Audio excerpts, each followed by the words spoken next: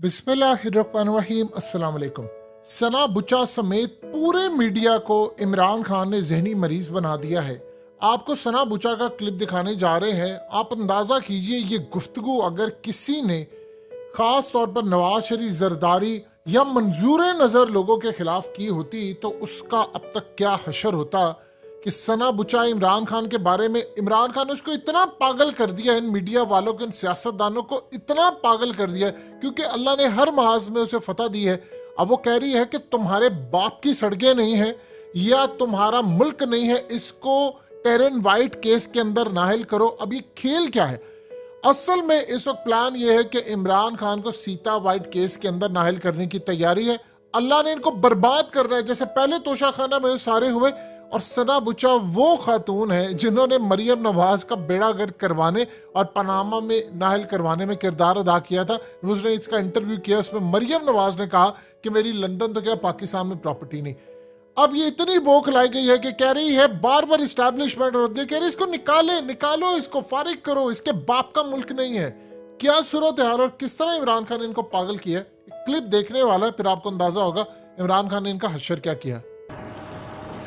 मेरा ख्याल है कि नवाज शरीफ साहब को वो उतने ही क्लूलेस हैं जितने कि शहबाज शरीफ साहब हैं, और जो इस वक्त की हुकूमत वक्त है PDM, specially Noon league, I think वो भी क्लूलेस हैं और जो थोड़ी बहुत इग्नोरेंस भी आप उसको कह सकते हैं। And ignorance is not bliss है। देखिए, कराची स्टॉक एक्सचेंज जो है वो 2000 पॉइंट्स गिर चुकी है जिस दिन से इमरान खान साहब ने खैबर पख्तूनख्वा और पंजाब की असेंबली डिसॉल्व करने की बात की थी।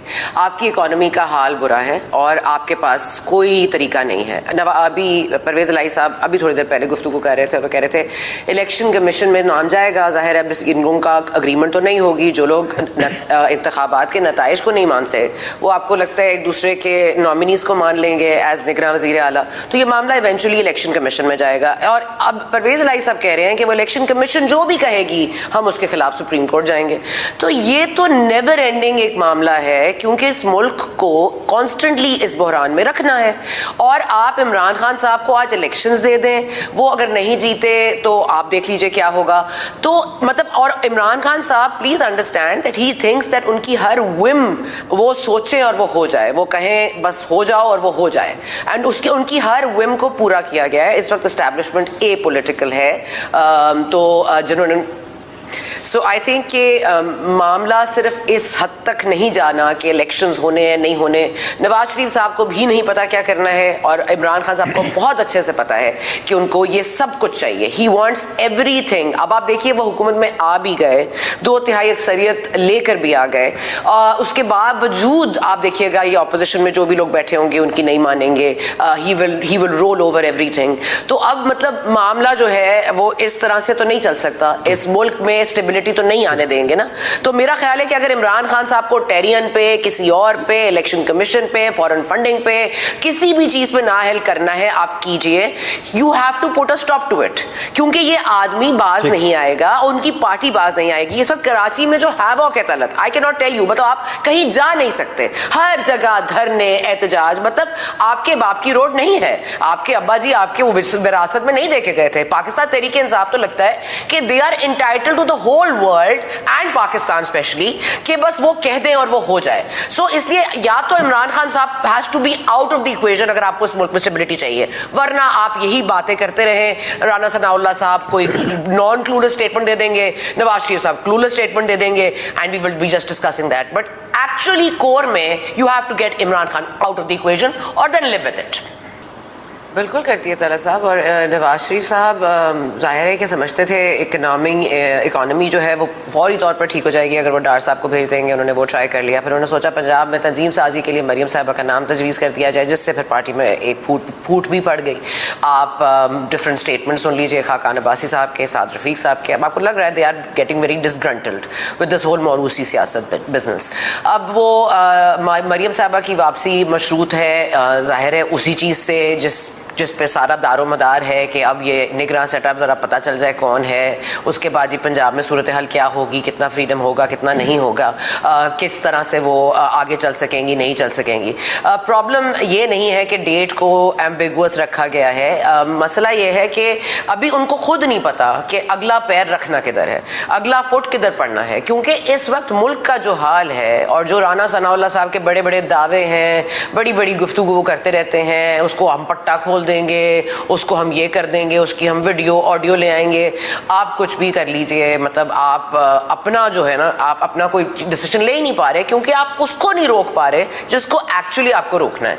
सो या तो आप डिसाइड कर लें कि उसको रोकना नहीं है और उसका फुल फ्रंटल जाना है, और उसके बाद फिर जो होगा इस मुल्क के साथ वो होगा।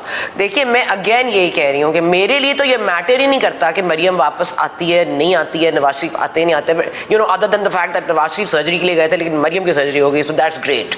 बट द पॉइंट इज कि अगर नवाज शरीफ साहब की भी सर्जरी हो जाए, अगर होनी है तो, एंड ये भी राज खुल जाए कि क्या उनकी प्लेटलेट्स गिरी थी, क्या वाकई उनके साथ कुछ हुआ था, या ये भी बाजवा साहब ने इनको बाहर भेज दिया था, तो उसके ऊपर भी हमें पूरे फैक्ट्स बताए ना। लेकिन मेरा ये ख्याल है कि देखिए, आपको अभी भी पता है कि सुप्रीम कोर्ट के जो चीफ जस्टिस हैं, आप उनके कमेंट सुन लीजिए, नैब के केस में सुन लीजिए।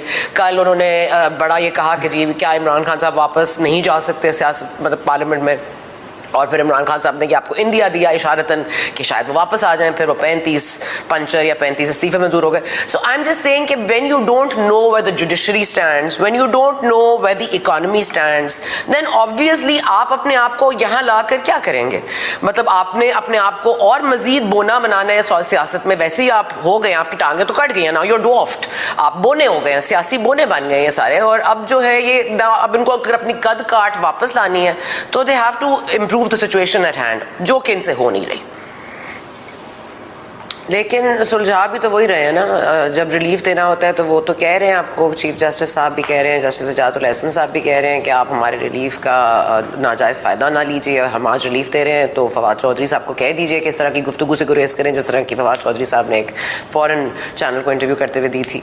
तो ये जो बात कर रहे हैं मती बिल्कुल ठीक कर रहे हैं कि ये जाहिर है कि now the case has more substance, has more weight with Jemima's affidavit and of course Imran Khan साहब का खुद का, और ये केस हवा में नहीं है और ये एक डिसऑनेस्टी है।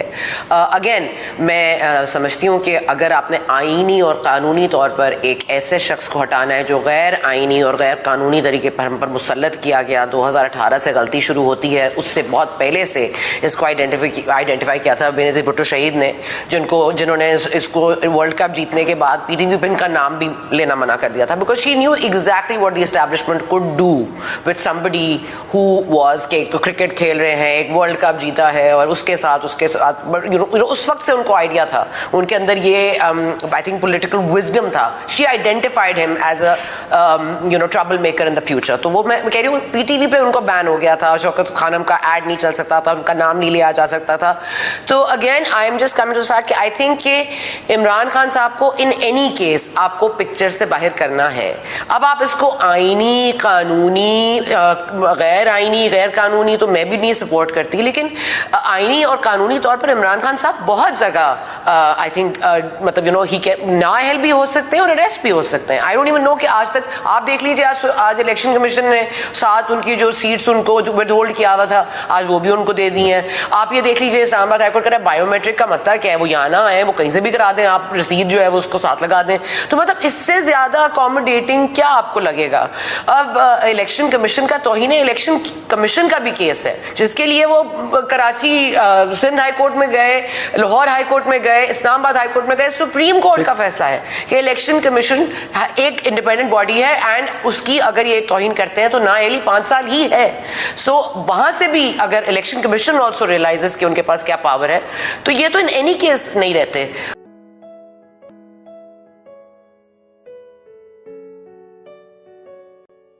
हकीकत टीवी को सब्सक्राइब करना मत भूलें, वीडियो को लाइक करें, शेयर करें और कमेंट सेक्शन में अपनी राय का इजहार जरूर करें।